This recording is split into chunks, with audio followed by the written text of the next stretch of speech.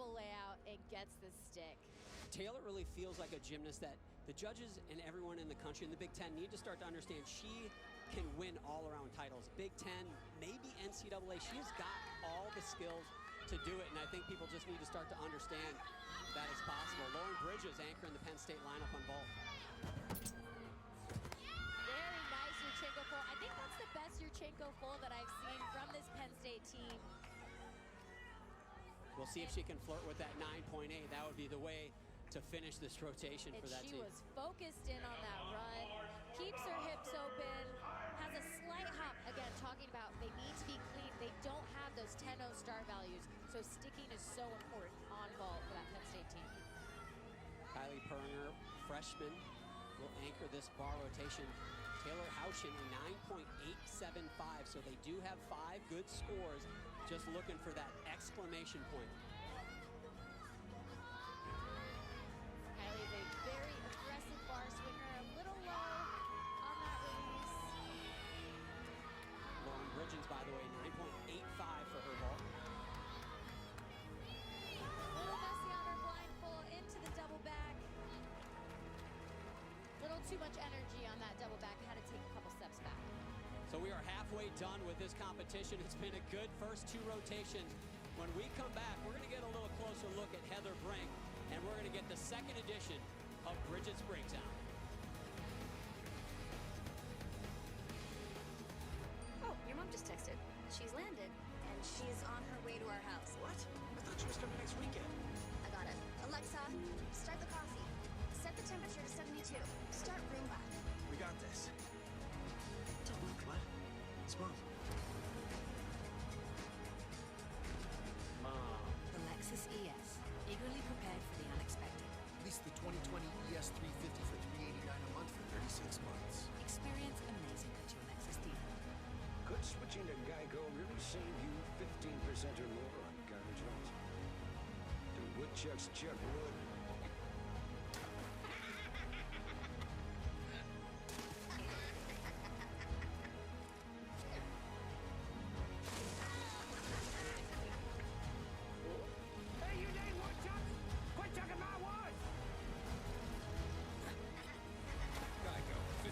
Could save you 15% or more on car insurance. At Bowflex, connected fitness is now here. We've spent over 30 years creating award-winning solutions that deliver results. And today, we've made it even easier. By combining world-class machines with some truly killer tech, innovative AI technology that creates your workout, streaming music, trainer-led videos, even ride with your favorite cyclists. The New Year sale is happening now for a limited time at Bowflex.com. Just out of curiosity, what did that carrot set you back? 19 more. I overpaid. I'm an idiot. Hey, happens to everybody. I bet he overpaid. I didn't overpay. I used Auto Trader. It's the only one with Kelly Blue Book. It literally says great price. Frequent heartburn? Not anymore. The Prilosec OTC 2-week challenge is helping people love what they love again. Just 1 pill a day, 24 hours, 0 heartburn. Because life starts when heartburn stops. Take the challenge at PrilosecOTC.com.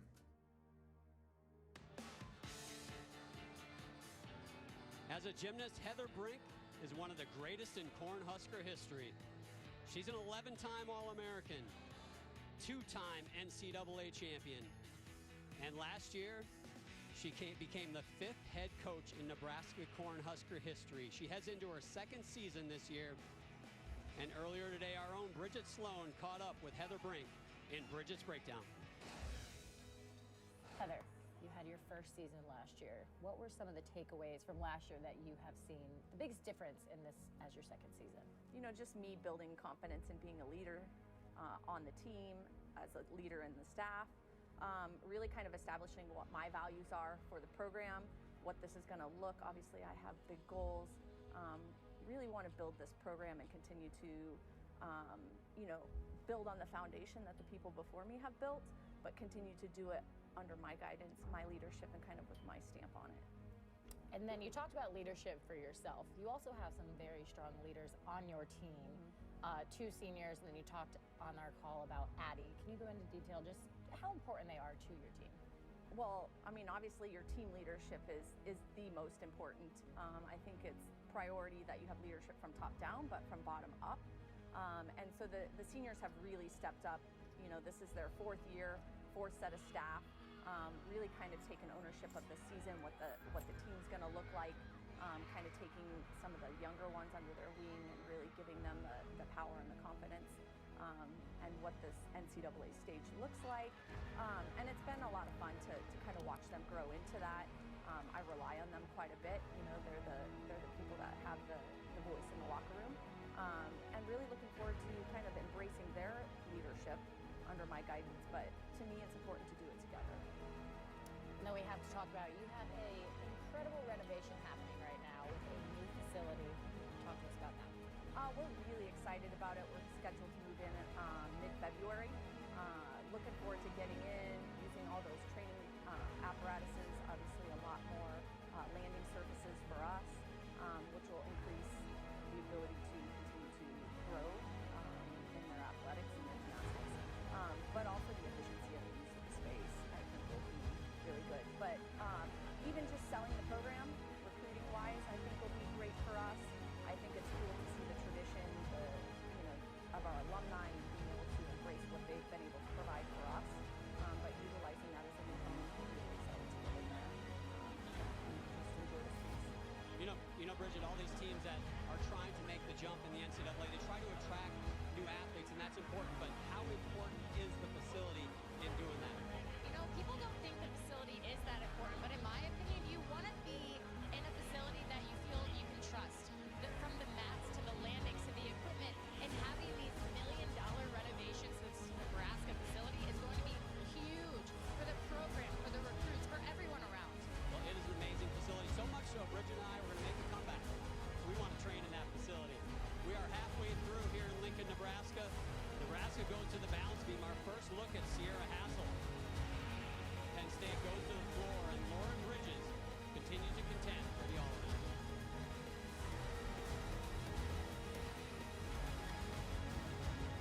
Here I am, as human being. How can I express myself? This is gonna sound terrible, but I am.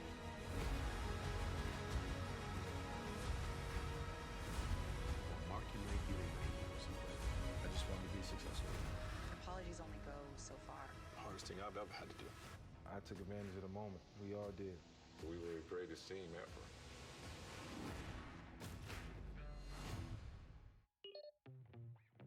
Introducing the future of fitness. It's every class you can imagine, live Welcome back to the mirror. You've got this, John. and on demand. It's bar,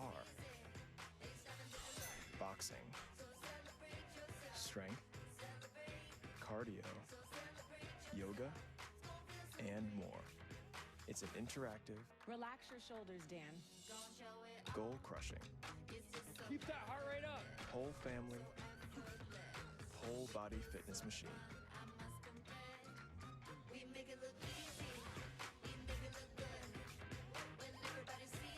Finally got my mirror up and running. This is so cool. Today you did an awesome job, and I hope you feel it. The future of fitness is at home. The Mirror. Welcome back to the Big Ten on ESPN as the 10th-ranked Nebraska Cornhuskers host the Penn State Nittany Lions. 2 rotations in, .175. The lead has been trimmed ever so slightly at the halfway mark of this competition. Nebraska on the balance beam. Penn State will go to the floor exercise. They will switch on the final rotation. And it is definitely tight. And this is the event, Bridget, I'm sure you loved beam. Every gymnast should love getting up on a 4-inch wide piece of wood and doing ridiculous acrobatics. But this is the event that it kind of can be the game changer. You could have a big lead, you could be way behind, and things can change drastically on this event. I like to call this event it is either going to make you an outstanding gymnast or it can break your mental toughness. Certainly test. Here is your all-around leaderboard. Taylor Houching after 2 has a 1/10 lead. Man, they are tight. Little over 2 tenths between first and fourth place. Addie is doing a great job, and as the leadoff, being the leadoff is so important on every event, but on balance beam, you really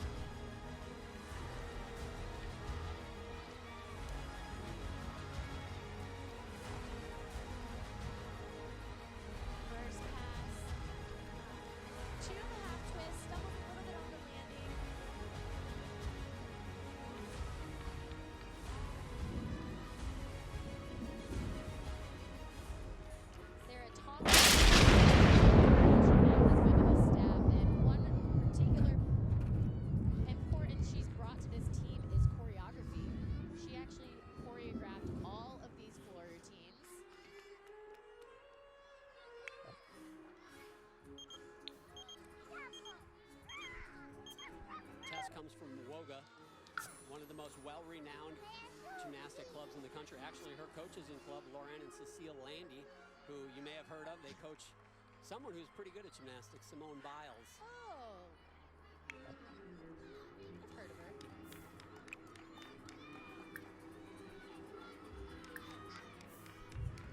Gearing up for her final pass. Handspring 1.5. Very nicely done. Very nice start for Penn State. And Ashley Nat. She has brought so much to this team. She comes from LSU. She was a phenomenal athlete there, wanted to get into coaching, and Sarah took a chance on her, and I think it was a pretty good one for her. And you know, a lot of colleges wanted her, though. I think she was kind of really eyed by a lot of programs, and Penn State very fortunate to have her, and it sounds like really a great fit. Michaela Curtis next up on balance beam. Addie DeJesus, a 9.6, so not a big start score.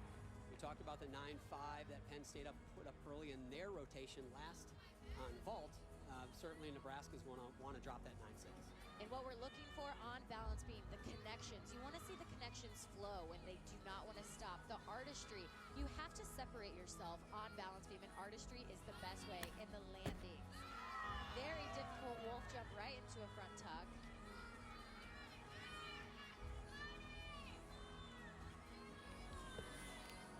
Handspring layout, step out. Notice how when she lands her element, she moves right into her artistry. Keeping that rhythm up. A little bit of a hiccup on that full turn.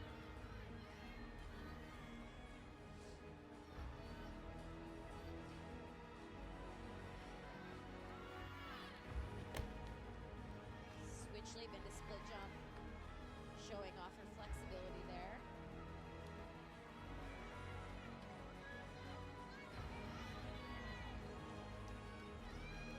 And a round off 1.5. Line landing, doesn't get the stick, has to take a hop, but very solid routine. Tips off with the Bulls and the 76ers. He's so good he already only needs one name, Luka. And the Mavs hosting the Trailblazers. The action gets underway starting at 7 Eastern on ESPN and the ESPN app. I wish I could just go by one name. I just said John and everyone knows what we're talking about. Definitely John. Cassidy Rushlow is up next for Penn State. She is in 4th place on the all-around, still within striking distance of the leaders. So these are critical, not just for the team, but those individual honors. Yes. And as a freshman, this is now her 3rd meet in the all-around. Just goes to show that hard work truly does pay off. She put it in during the preseason. She is here to show it off tonight. Actually won the all-around in just her 2nd meet last weekend. A little too much power on that double tuck, has to go out of bounds. I imagine that turning into a tough roll-in here in the middle of season. Tesco cracking the 9.65. Leadoff spot. A couple of 9.6s for both Penn State and Nebraska for the first gymnast in this rotation. Nice job, Sarah Brown. Talking about having 1.5 into a front layout.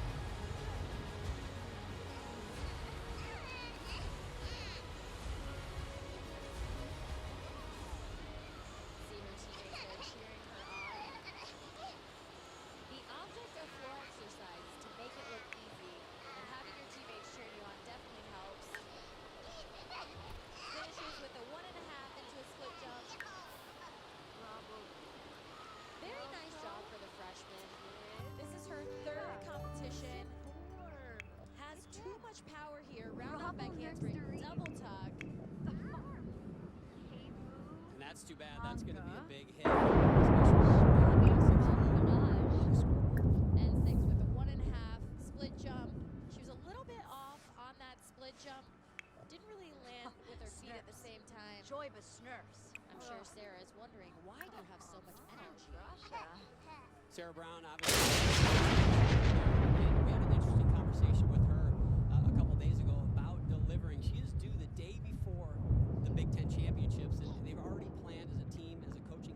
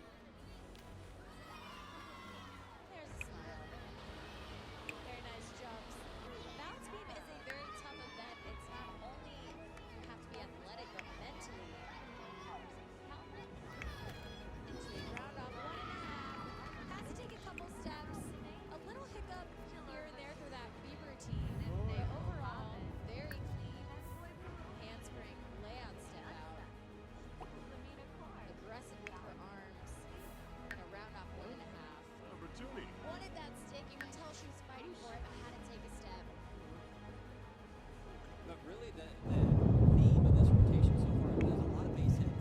No home runs yet. A lot of base hits for both teams. Which one is going to step up with that first 9-8 or maybe even a 9-9 to try to grab a hold of that lead? One of the co-captains, Aaron Allen, now trying to race the top 7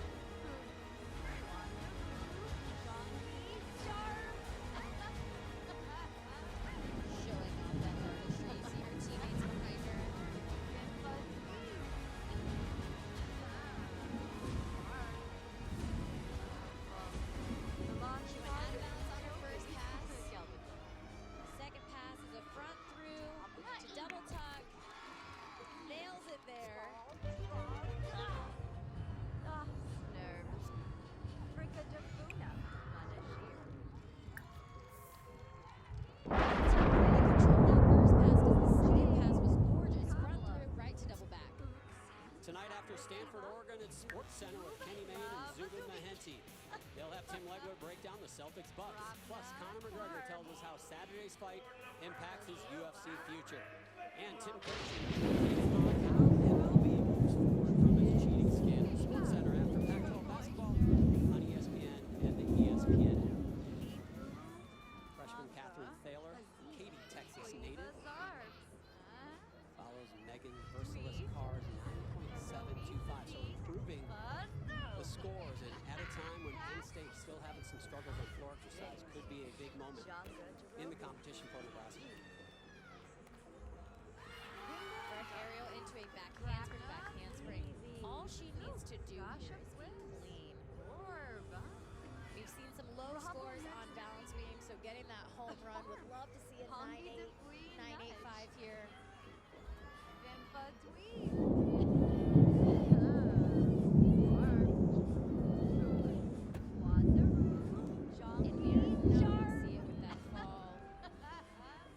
They just look a little timid. They're holding back a little bit. They definitely look a little bit nervous. And you know, we've had some minor errors throughout the competition here and there, but that is our first major break and an open door for Penn State. And you see this switch lead, which is very nicely done. A little bit low with her back leg. Her front leg is right where it needs to be. She actually messes up a little bit before going into that back tuck, tries to get it back and just can't get it back and has to take that fall. Some words of encouragement from Heather Brink. Learn from it and move on, and we're going to move on back over to floor exercise. Alyssa Bonsall, this is the third time we will see her in this competition this evening. Aaron Allen, 9.45 for her routine. So they are going to count a 9.5 and a 9.65. They just cannot let this get any worse. And at a moment when Nebraska just had a major break. Opportunity here for Penn State. We wanted a close competition. I think we're going to get one. Very nice double back. Great height. Almost perfect landing. Alyssa is a legacy of sorts. Her mom and dad, both graduates of Penn State. This is the college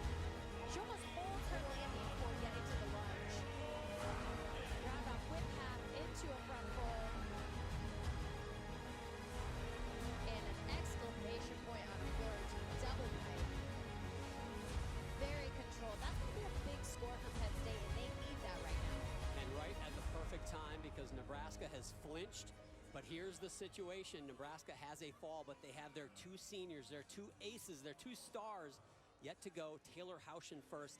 Sierra Hassel will anchor the rotation.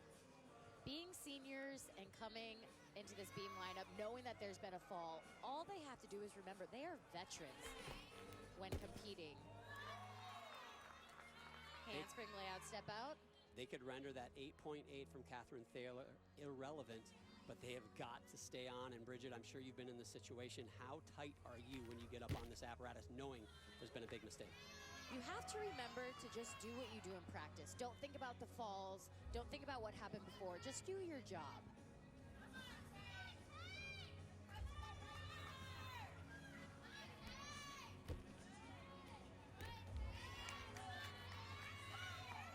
So far, she is being pretty solid. A few balance checks here and there. I know we want them to just stay on. And that is a catastrophe for the home team. Keep in mind, it's been 18 straight. Nebraska has owned the Nittany Lions, and it is all coming to a head right here. It's all coming down to the last beam routine. And she had a lot of balance checks. You could tell she was very, very nervous. And right here was her first major check. And then she didn't really try to save it. Just off the beam she goes. I gotta think when you know you're off. You do. There's no defying gravity at that point. It is the worst feeling knowing there is nothing you can do. Now Melissa Astorita, sophomore out of Morganville, New Jersey. She follows Alyssa Bonzal's 9.85.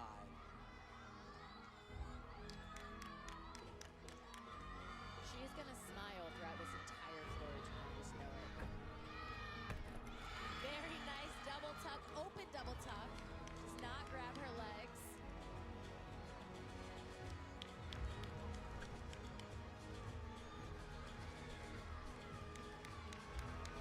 See her teammates cheering her on.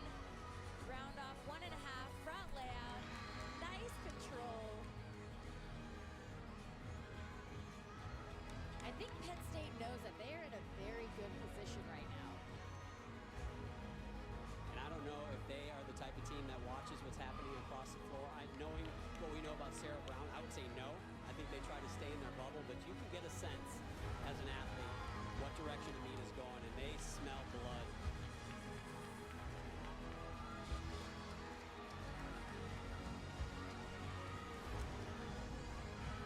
And a double pike.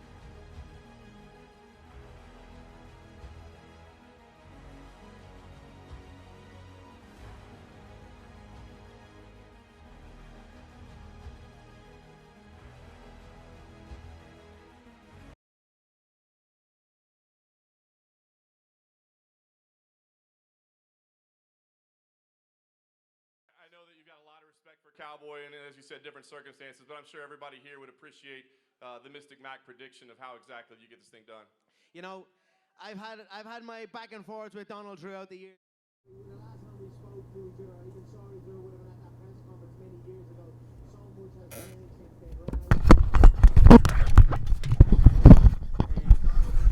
I wouldn't get through Aldo. I got through Aldo. He predicted I was too small for the 155.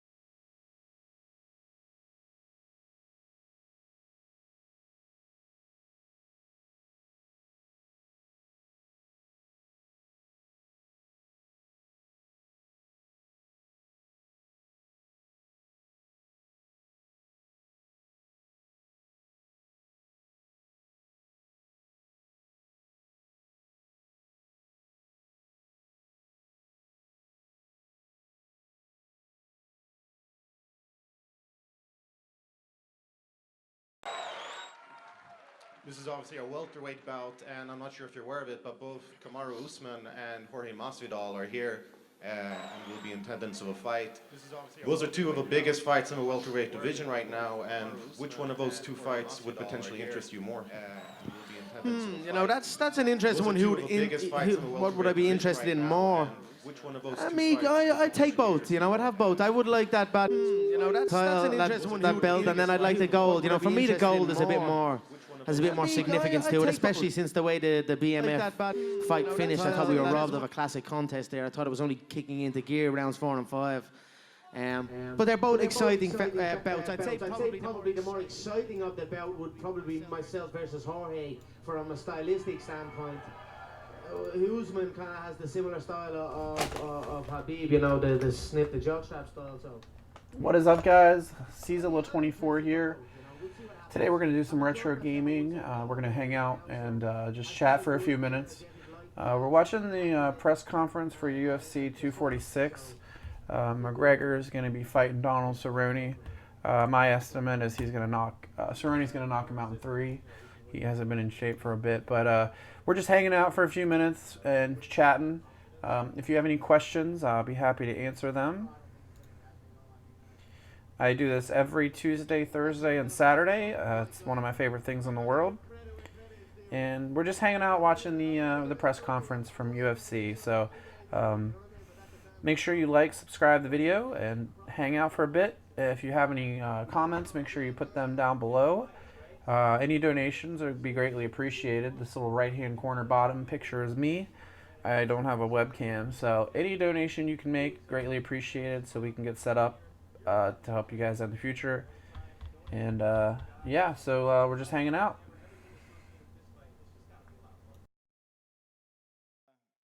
Get what I deserve, man. It's cool. So thank you, Connor. And you're right. You do bring the biggest paydays. You do bring the biggest eyes. So why not have Cowboy Welcome, Donald. Welcome. You've earned it. You've earned that multi-million-dollar payday, and I'm delighted for you, bro. Yeah, seriously, truly. What do you think is the most dangerous element of Cowboy's game? You know, I can read Donald. You know, I like him a lot. He's a good guy, but I can read it. I can read Donald like a children's book, to be honest. You know, he's a good fighter. He's got some good tricks up his sleeve. I know the tricks he has, and I know what he's planning and what he hopes to achieve. But we are well prepared, and you know, we'll see on the night. It's going to be a good night. And to bounce that back to you, Cowboy, is there any tricks up your sleeve for Saturday night? Oh man, he can read me, so we'll see. Hopefully. Hopefully he's got some hooked on phonics. We'll see what's going on. I don't know. And there's a fight card coming up here in March. There's no main event yet. If things go okay on Saturday, Yes. could you possibly turn around quickly? Yes. God willing, we come out here safe. From this bout Saturday night, most certainly March would be well attainable. And who would that be, you think? Line them up. I do not give it. I couldn't care. Any weight, any division, anything. I am in prime condition and ready to go. And then Dana, I guess same question. Is that a possibility? There's no main event yet for that card in March here in Vegas. Could it be Conor McGregor or maybe even Cowboy Cerrone on headlining that one? Anything is possible. Let's see what happens on Saturday. Back in 2015, at that press conference with Conor there, and you were kind of chiding him for going to 155. Now he's been at that weight. You guys are fighting at 170, ironically. Do you have different feelings about him now than you did back then for going to 155? Oh man, he did everything he said he was gonna do, didn't he? So, any feelings? Yeah, he's great, man, and I'm honored to share the thing with him. So, we'll see. We'll see if at 170 I'm still a stick in the mud, huh? Yes, good man. Biggest challenge of your career, or just one of many? Oh man, yeah, he's the two-time belt-holding champ, man. So you could definitely say this is the to date the toughest battle I've stepped in against, and I'm stoked, man, because this is a Cowboy. Can you fight the big fight? You never make it on the big fight. Here's the biggest one. Let's see, big huh? fight. You never make it. Last quick one for Cowboy. Cowboy, many people say that you really prefer when there's no bad blood and when there is respect and when there is, that kind of camaraderie. And a lot of people say when there isn't, it bothers you. Is there any truth to that? Does it matter to you if people? No, it's just you media guys making Just like they say, oh, if you hug Cowboy in the ring, you're gonna get knocked out. So give me a big old ass hug when we get in there, all right? But no, there's no truth. We're just professionals. Why can't Connor sit here and hold himself like he's doing right? This is amazing. You kidding me? I mean, you guys aren't getting the clickbait and all the y'all want, but as a man, my hat's off to the son of a bitch for sitting here. Hey, this question's for Connor. This is my first UFC presser. Excellent. Welcome. Saturday will be my first UFC match. Excellent. I'm not a gambling man, but if there was an event where I would bet the house, it would be this Saturday. I want to know before I bet this money, how confident are you in Saturday's fight? Welcome to the best show on earth, the Ultimate Fighting Championship. We're honored to have you, sir. I'm extremely confident, if you can't tell. I'm coming in with full preparation, full commitment, and full confidence in my striking abilities and my shots. And who knows, maybe a submission, but I'm going to be going for the knockout. All right, there you go. Good to see you, baby. You too, bud. Thank you. All right, everybody, thanks for coming out today. We're going to get this stuff out of here. Everybody. Square them off. We'll see you Saturday night.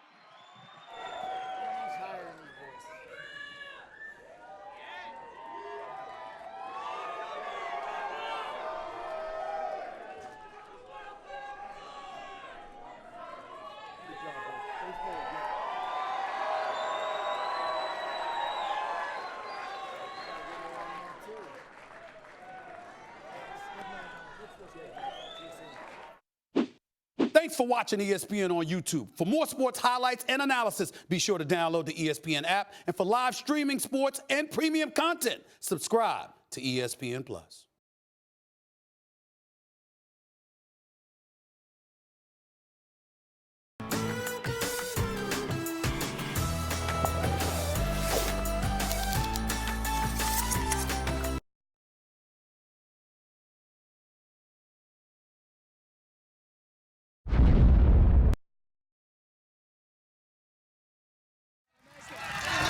Aaron Rodgers and the Packers headed west, a game away from getting back to the big show. They'll be in San Francisco, where the Niners are trying to return to the Super Bowl for the first time since 2012. We've got plenty of predictions heading your way, but we also have plenty of stats heading your way to help you decide on a prediction of your own. First up, a quick recap of when these two met back in Week 12, a game dominated by the 49ers. Samuel, the rookie, is inside the 10 to the end zone. Jimmy Garoppolo threw for over 250 yards, and San Francisco won going away 37-8. That game is a good example of the Niners' versatility.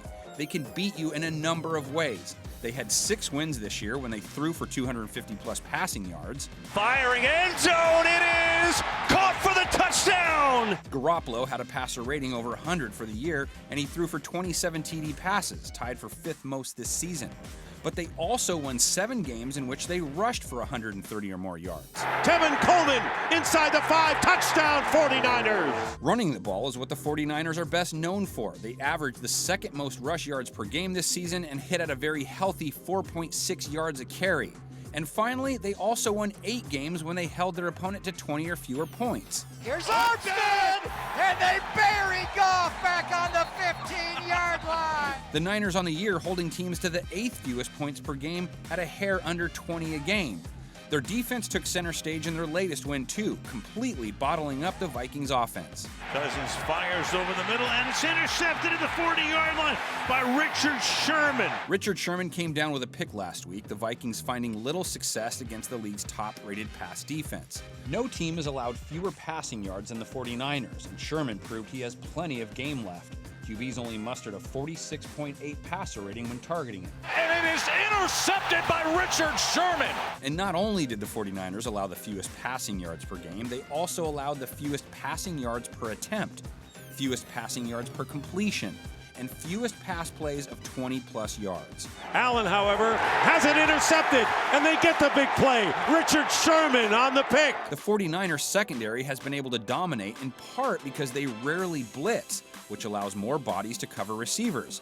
And who needs to blitz when you have Nick Bosa and company?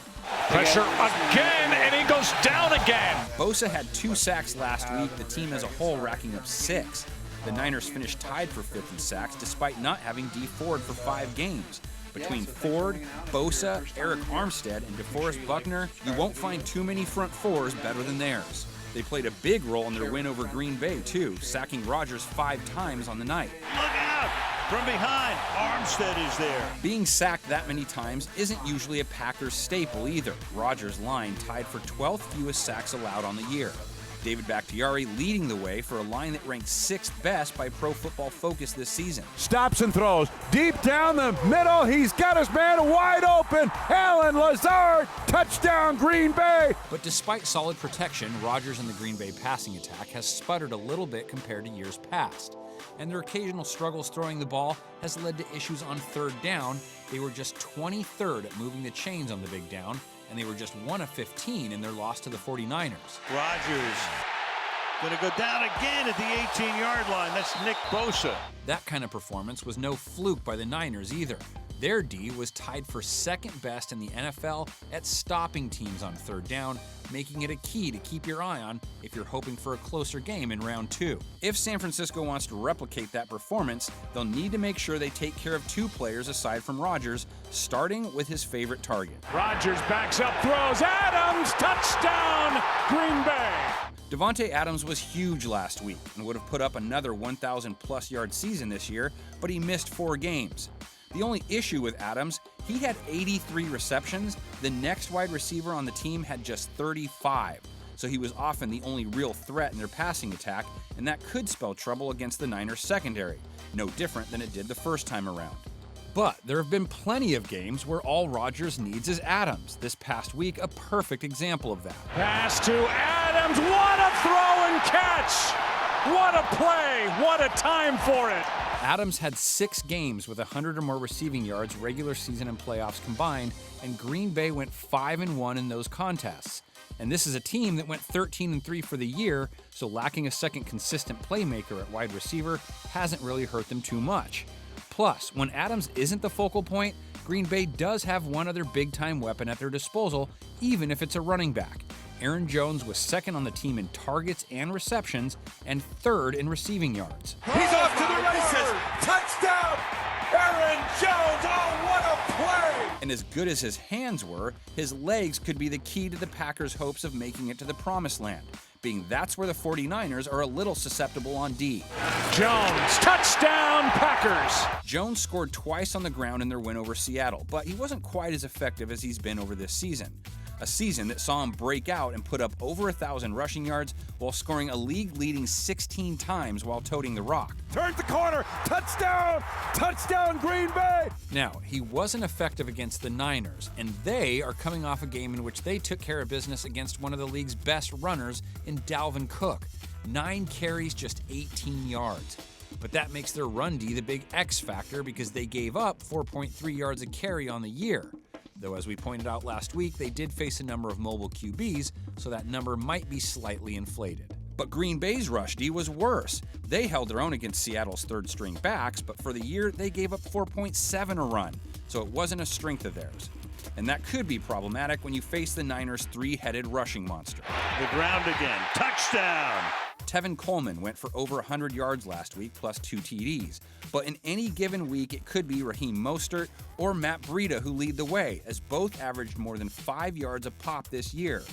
The other clear player the Packers have to be worried about, Jimmy G's favorite target, who has been unstoppable at times, including when they played the first time. Wide open, George Kittle inside the 10.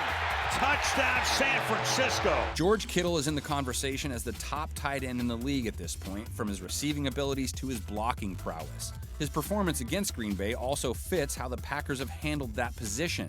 They gave up the 13th most yards to tight ends. As for their secondary as a whole, what you saw last week somewhat captures what they've been about all year. They're neither elite nor are they bad. But what they have to be able to do against the 49ers is stop them from racking up yards after the catch, which is their specialty. The Packers ranked 16th in allowing yards after the catch for the year. In the end, Green Bay's biggest strength on D is their 2-headed sack duo, who came up huge against Russell Wilson last week. They're down in 5. Russell Wilson is sacked by Preston Smith. Preston Smith came up with 2 sacks, the second essentially sealing Green Bay's win.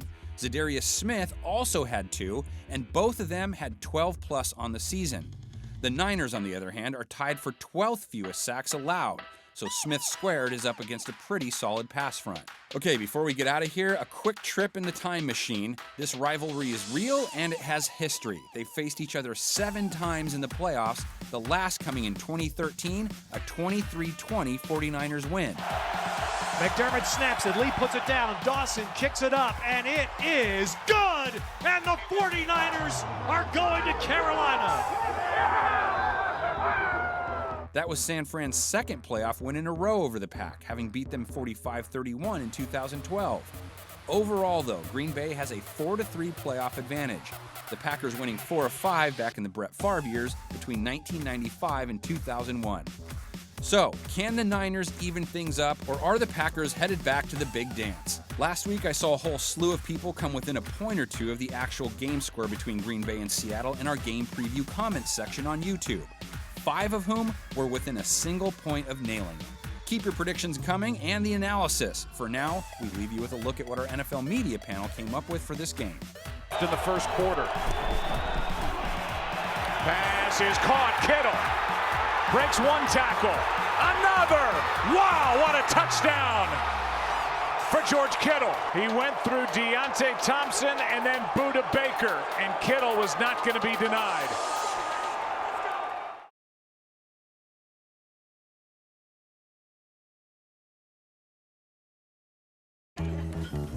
People take amazing photos of things every day, like grapefruits. And because we're so good at taking photos, we're also really good at doing taxes. People can be good at anything, even taxes. Intuit TurboTax.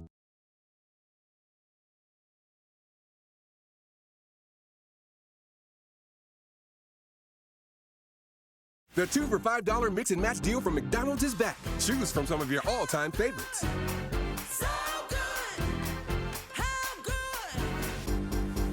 It's time to celebrate because 2 for $5 mix and match is back. The Titans have a shot to become the first number 6 seed to make it to the Super Bowl since the Packers did it back in 2010.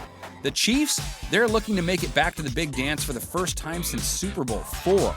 We have all kinds of predictions for this game ahead, but we also have all kinds of stats that will help you form a prediction of your own. First off, a quick recap of the first time these two met up, which took place back in Week 10. Oh, Henry stepping through a tackle, and he's taken off. Ward is chasing after him. He won't get there. Touchdown, Tennessee. It was a 35-32 Titans win, though it was in Tennessee. Derrick Henry led the Titans' offensive charge, rushing for 188 yards and 2 TDs. That game was one of 8 this year that Henry has rushed for 100-plus yards, regular season and playoffs combined, and that's the Titans' magic number, because every time he's eclipsed the century mark on the ground, which he did again last week, they've won. And there goes Derrick Henry.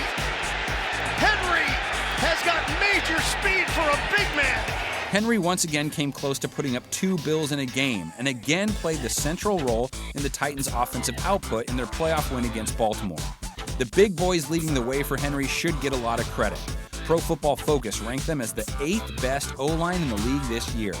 But to no one's surprise, the key to stopping Henry is being able to take him down, as he led the league in yards after contact this season. Handoff, Henry.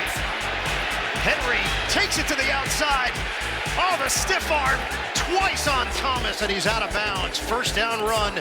So that, of course, brings us to KC's defense. They were tied for 17th in missed tackles as a unit, but they only faced the 17th most rush attempts, so their ability to tackle wasn't necessarily against running backs.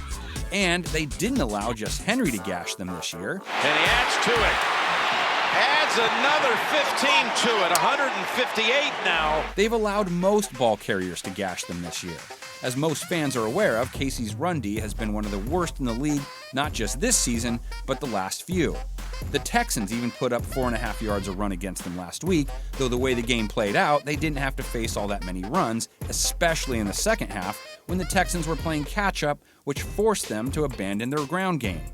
And that's KC's general formula, because if you can't stop their passing attack, you usually get behind on the scoreboard. And then you're trying to keep up with Patrick Mahomes and company, which we saw last week, doesn't tend to work out.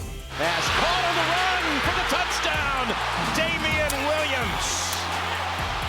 Mahomes' divisional round performance was spectacular, and so was Travis Kelce's, who played the lead role in their offensive explosion this time around. Kelce has made yet another Pro Bowl this season after coming up 3 receptions short of 100 while going for more than 1,200 receiving yards. Open field for a moment. He may have been past the line of scrimmage. It's called a touchdown. So what will he be up against when he faces Tennessee? The Titans have not been especially strong against tight ends. They allowed the 7th most yards to the position, so that was a statistical weakness of theirs throughout 2019. Shovel pass goes for a touchdown to Kelce. Kelce himself caught 7 passes for 75 yards and a score against them in round 1. Mahomes also had little trouble against the Titans in that game. He threw for 446 yards, 3 TDs, putting up a passer rating of 119.2, and he was able to find Tyreek Hill with ease throughout the game. A lot of air under that, and look who chases it down. Tyreek Hill with the touchdown. Hill caught 11 passes for 157 yards and a score. And then on top of all that, Tennessee gave up over 500 total yards to Baltimore last week, 345 of those passing yards. So their secondary would appear vulnerable against the Chiefs' vaunted passing attack. But within all those numbers are 2 that show you just how Tennessee has gotten the job done this season. Tosses high and intercepted off the deflection. It's Kevin Byard, and the Titans come up with a turnover. The Titans picked off Lamar Jackson twice, and while the Titans' D didn't rank overly high in most passing metrics, they did tie for the 10th most takeaways, tying for the 8th most interceptions. And then there were those 4th down attempts. Jackson trying to get there. Tennessee kept the Ravens from converting 4 times on 4th down, which was essentially like coming up with an additional 4 turnovers. And stopping teams on 3rd and 4th down was another Titans' defensive strength this year, not just in that game. They were 8th best on both fronts. Incomplete. That time Jackson broke it up. Their ability to force punts helped them keep teams out of the red zone. They tied for the 9th fewest red zone attempts allowed. And that, of course, keeps teams off the